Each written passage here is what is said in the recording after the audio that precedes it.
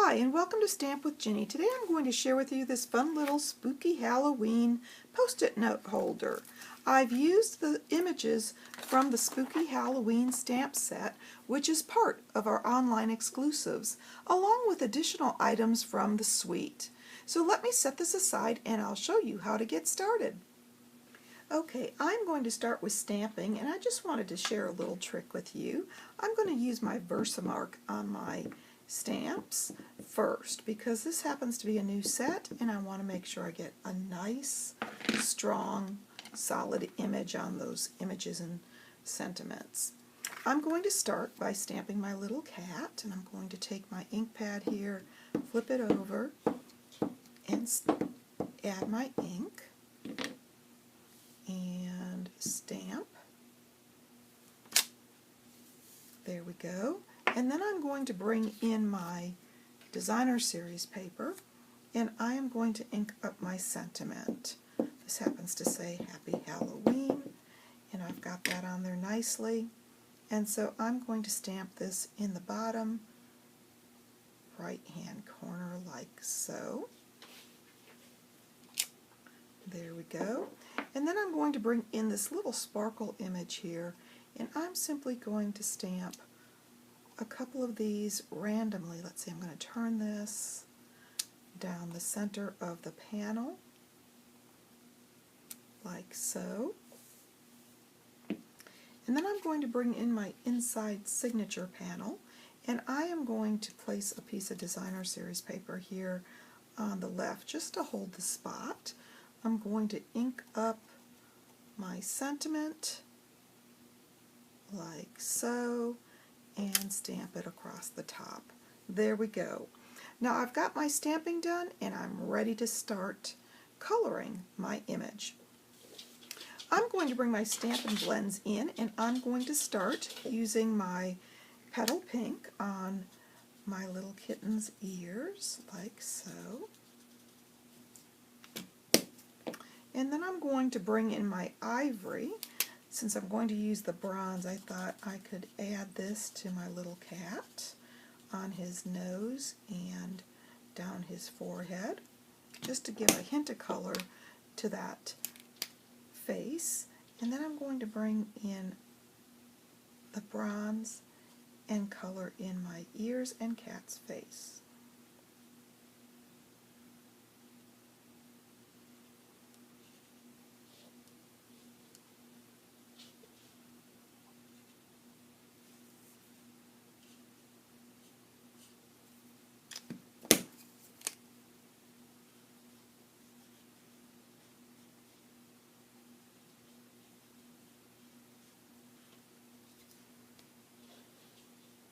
I've got that done, and I'm going to add color to his tail. Let's see, I'm going to use the fine tip for this.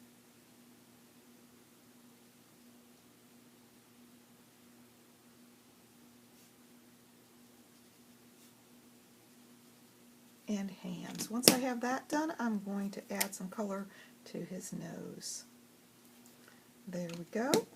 Next, I'm going to add color to his shirt and his hat band.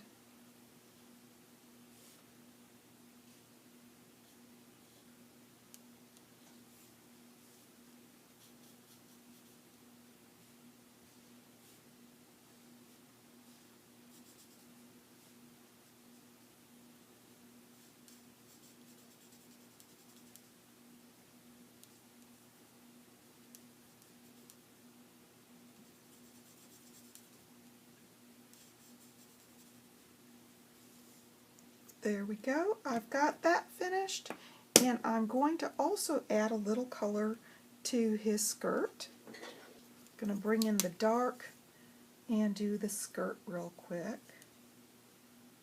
I've been calling it a he. I guess I should be calling it a her. And do a little line there.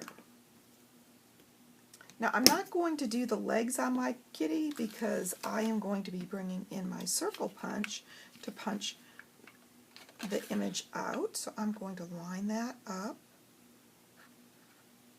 and punch. And now I've got all my pieces and I can start assembling.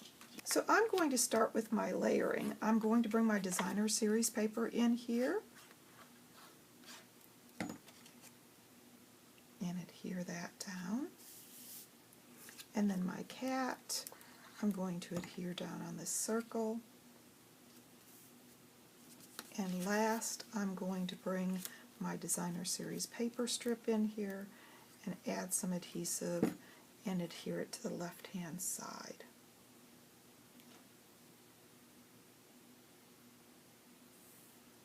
While those are drying, I'm going to do my scoring. So I'm quickly going to bring in my pumpkin pie piece here, and I'm going to score at the 4-inch mark and the 4.5-inch mark. And then I'm ready to slide my board to the side.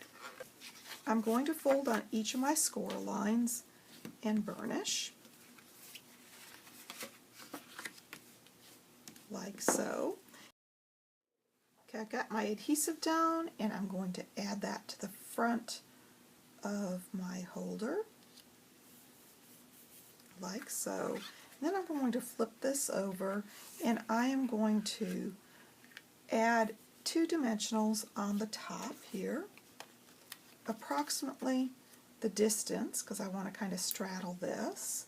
So I'm going to eyeball this simply by using the outside edges and being inside that just slightly so that I know I'm going to catch it.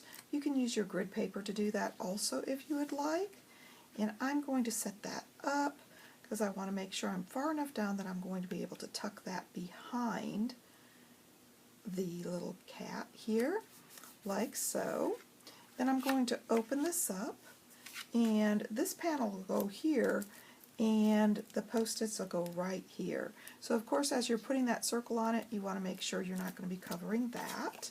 I'm going to bring in my panel here and adhere it down. This is a signature panel where you can sign if you would like and give your little trick-or-treater a message. At this point, I can take my post-it, I can either open the post-its, or I can simply take a piece of tear and tape and leave the post-it note holder in its wrapper. I thought the purple here went nicely with the petunia pop. Got to burnish and then pull that up. I want it to stay in place in this little post-it note holder, so I've got that there, and then I can lift this up and tuck it behind that little kitten. Last but not least, we all like a little bit of shine and shimmer, so I am going to bring in these cute little glitter stars. I really love the way they just kind of pop, and I'm going to bring in a couple of the stars here. One, they're in 3 different sizes. Oh, let's see, I'm going to place this one right here. 2, and another small one, I think, down here,